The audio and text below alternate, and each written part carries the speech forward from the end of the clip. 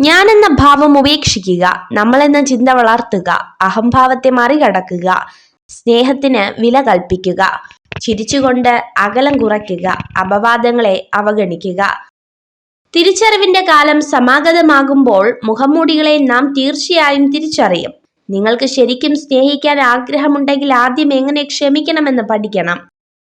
ബാലിശ്യമായ കഴമ്പില്ലാത്ത ചോദ്യങ്ങളെ നിസ്സാരമായി കളിയാക്കി വിടാൻ നിങ്ങൾക്ക് കഴിയുമെങ്കിൽ അത് നിങ്ങളുടെ ബുദ്ധി സാമർഥ്യത്തെയാണ് തെളിയിക്കുന്നത്. മറ്റുള്ളവർ എന്ത് ചിന്തിക്കും എന്നതാണ് നിങ്ങളെ ബന്ധിപ്പിക്കുന്ന ഏറ്റവും വലിയ ചങ്ങല. അത് പൊട്ടിച്ചെറിഞ്ഞാൽ പിന്നെ നിങ്ങളെ തടയാൻ ഒരു ശക്തിക്കുമാവില്ല.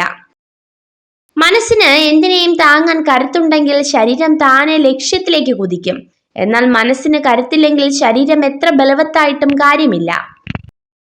ജീവിതത്തിൽ നിങ്ങൾ എവിടെയാണ് നിൽക്കുന്നതെന്ന് അറിയാൻ ചിലപ്പോൾ വലിയ വീഴ്ചകൾ വേണ്ടിവരും.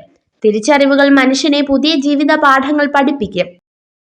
1000 ബുക്കുകളിൽ നിന്ന് 10,000 പാഠങ്ങൾ പഠിച്ചാലും സ്വന്തം ജീവിതത്തിൽ നിന്ന് പഠിക്കുന്ന പാഠങ്ങളെക്കാൾ മികച്ചതാവില്ല അവയൊന്നും. ആരിൽ നിന്നും അധികമൊന്നും ആഗ്രഹിക്കാതിരിക്കുക എന്നതാണ് നമുക്കും നമ്മുടെ മനസ്സിനും സന്തോഷങ്ങൾക്കും നൽകാവുന്ന ഏറ്റവും വലിയ സമ്മാനം. അകന്നു പോകുന്നവരോട് അരുതേ എന്ന് പറയുന്നതിൽ അർത്ഥമില്ല. നമ്മുടെ സൗഹൃദം മടുപ്പായി തോന്നുമ്പോഴാണ് അവർ നമ്മെ വിട്ട് അകലുന്നത്.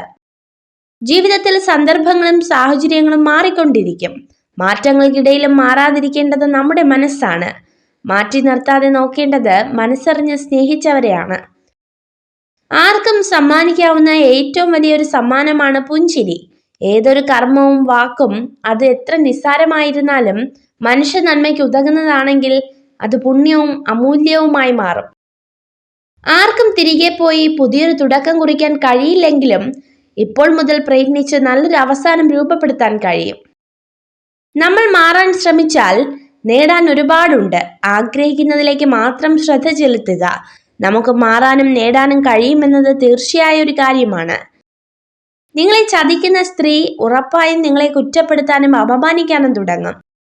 ചെയ്യേണ്ട കാര്യങ്ങൾ അതത് സമയങ്ങൾ ചെയ്തു തീർത്തില്ലെങ്കിൽ ഒരിക്കലും തിരിച്ചു ലഭിക്കാത്ത വിലപ്പെട്ട സമയമാണ് നമുക്ക് നഷ്ടപ്പെടുന്നത് എന്നോർക്കണം.